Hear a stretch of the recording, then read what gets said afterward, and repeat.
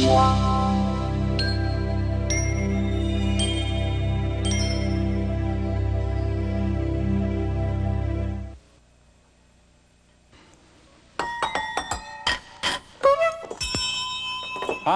I'm Cliff Lenz, and today we'll take a look at some unusual sources of sound for creating music. Composers are always searching for new sounds, and this is one way that music can look when composers write down their unusual musical ideas. And sometimes they just sort of let sounds occur in their pieces in a random way. Any type of sound has the possibility of being music. Modern composers have used parts of cars, boat whistles, glass jugs, and even tearing paper as sources of sound in compositions. One composer recorded the sounds of a dripping faucet to create a wonderful piece. On this program, there are three different ideas about creating unusual music. One uses nature, another technology, and the last uses found objects. Let's start with nature. Although the idea of having the wind play a string instrument dates back to biblical times, the tremendous size, shape, and sound box for this instrument certainly make it original.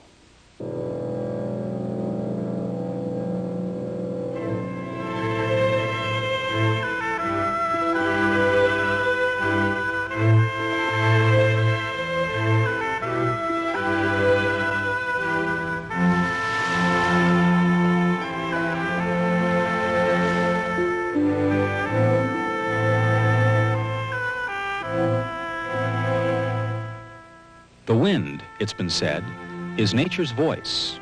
However distant or obscure, the songs are there for those who care to listen.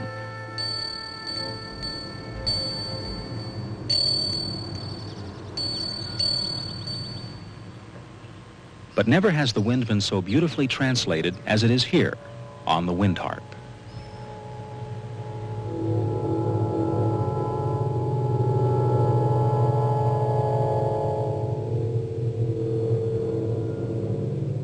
The harp is the brainchild of Ron Konczak, and from his home on Bainbridge Island, he labored for nearly a year, transposing his vision into reality. I had the site already chosen, and I even staked it out on the ground, and I was just hoping that I could build it over there. And I finally convinced the owner through sending him tape recordings of my little harp. By this time, all my neighbors were excited about the project, and so they were rooting for me. So about a year after I started the project, he gave me the go-ahead and put me on his charge account at the local lumberyard. And that was the beginning of it. That's when I started building it in my basement. It rained all winter. There wasn't a thing I could do outside. It took up my whole basement. I had to step over the thing for 6 months. It was right in the way. And after it was all finished, I couldn't wait to get it out of there, out into the backyard. About this time last year, about Memorial Day, I started building the walls. And the walls were built in one big piece, and then we had to raise them up. And it was a holiday, and I was just really anxious to get it up, and everyone was gone. No one was home that said that they wanted to help me.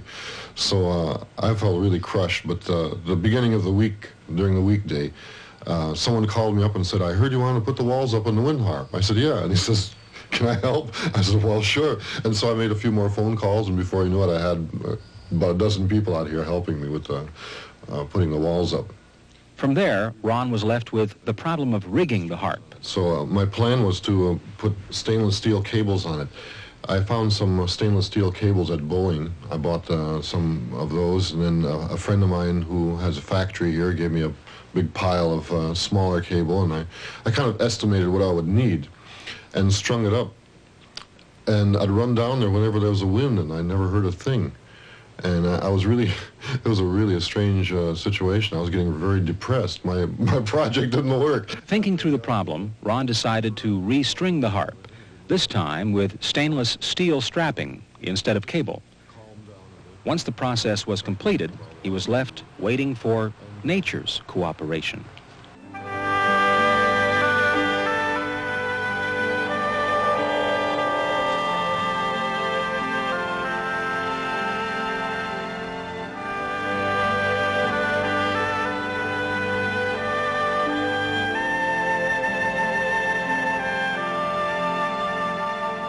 The The music produced by the wind harp is unpredictable and unique. Its intensity is further magnified because the listener is actually inside the resonance chamber or sound chamber, where the volume of the strings increases.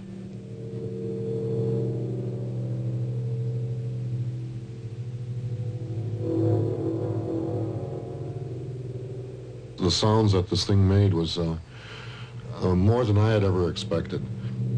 I found out that the real heavy storms, the big wind, doesn't make very nice music. But when it's in between, 5 miles an hour and 30 miles an hour, or not even 30, about 25, it comes and goes just like a symphony, like movements. I call them little songs because it'll be quiet, and then it'll build up into a song, and then it'll fade away. And then you're waiting for the next song to come. And the songs just keep coming, and everyone is different. By the time you've figured out what the wind harp sounds like, the next time it sounds different. Born from Ron's love of harps and his fascination with nature, the wind harp is an instrument like no other. Next, you'll see a clip from my weekly TV show that demonstrates how, with the addition of technology, sounds can take on a whole new meaning. How do you explain this? Listen to this music.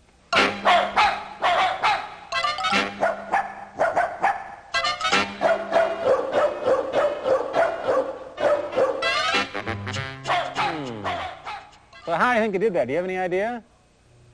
Let's get my dog over. Maybe she knows. Come here, Sasha. Come on up, kid. Why don't you just go ahead and just sing a few songs for us, will you? Go right ahead. Come on, look right out there. Ready? And 1, and 2, and...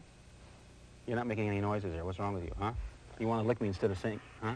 Okay, well, I'll tell you what. Since you don't feel like singing today, why don't you two follow me, and we're going to show you and Nina and Jonathan how they got those dogs to sing. Come on over here.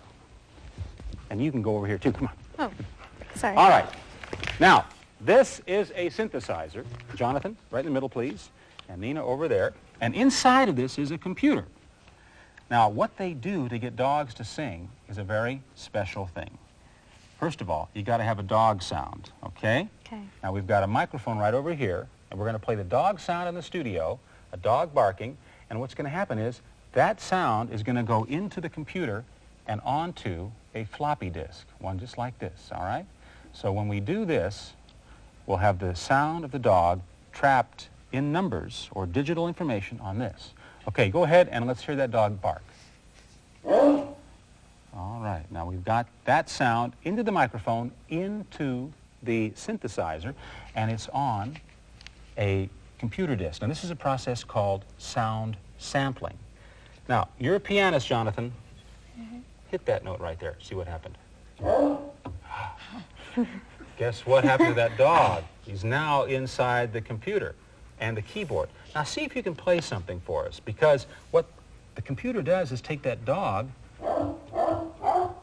and makes a scale out of the dog barking, all right? Give it a try.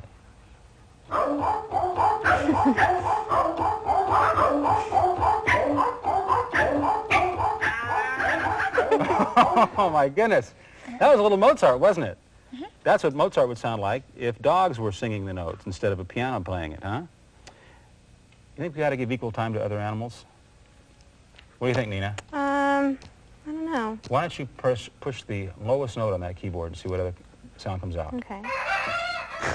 Uh-oh. All right, play some other note down there. Roosters, huh? Oops, what did you discover just there? Cow. A cow. All right, keep going up. Keep going on up. We have more cows. And back to the dog. All right, now go ahead, Jonathan. Why don't you go up here? Up here? Uh-huh. Uh-oh. What is that? Yeah, go down a little bit. Keep going down. All right.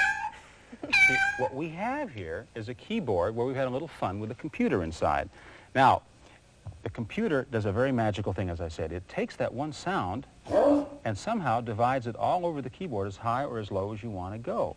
So let's have a little fun and play a whole barnyard's worth of animal sounds, okay? You push all these down here. You take this part of the keyboard, Jonathan, and I'll take up here. Ready? Go!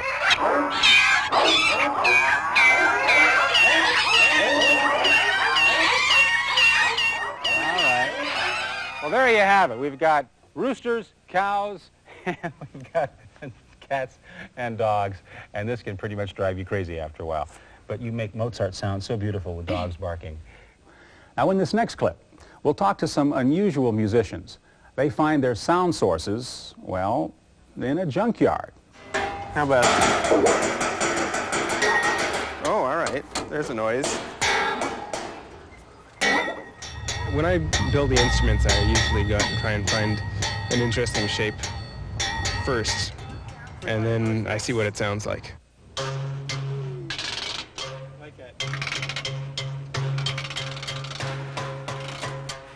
My approach is just bang on everything that you see rather than looking for shapes the way he does. I think he's more visually inclined, and I hit on everything that I come into contact with, and when I hear something, then I jump up and down and go and play it. That one sounds good. It's really loud. It's a great shape. Right now, I'm looking for some good low-end noises. Those seem to be the hardest to find in something that I can carry. Wow. The metal, just by touching it with your hand, it insulates it so that the sound doesn't travel, so you have to get it suspended in air by throwing it up. When I build them, I hang them from wires and stuff like that. Well, we have two of the Metaphonics performers with us right now. We have John and we have Lars. Lars, what got you guys interested in playing this kind of instruments instead of, more traditional things like a piano? Just using alternative materials, and the sound they make is quite nice. I really like the sound. You really like the sound of the metal. It's clear. I work as a welder, and I use these materials, and also the materials, the sounds, I really like them. So you just built them into instruments. And if you go down your city street, or maybe in the neighborhood playground, you will hear a lot of these metal sounds that you never have realized before could possibly be part of a musical performance. You would just focus them and just kind of perform those urban sounds you hear.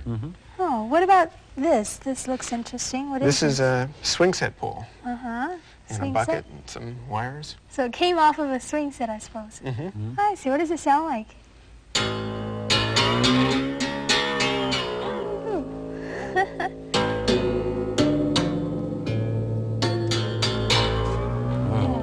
Didn't we see that in Friday the 13th? You heard that sound? That coming out of sounds a like paint it. bucket here in the bottom. Yeah. What about this?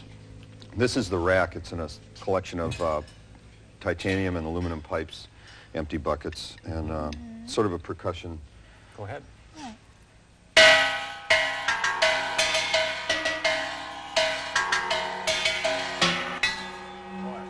That'll get your attention real fast, won't it? This looks like it came out of an airplane's wing. It is a piece of aluminum, Type 1, Class 1. Oh, thank you. Came from Boeing surplus. Fascinating. And these three rings down here, John? They're connectors for pipe. Oh, sounds nice. Boy, like symphonic Little chimes. bells. Beautiful. As we close our program with the Metaphonics in this performance called Jeff's Piece, think for a moment of all the raw materials for creating music that can be found in the world around us.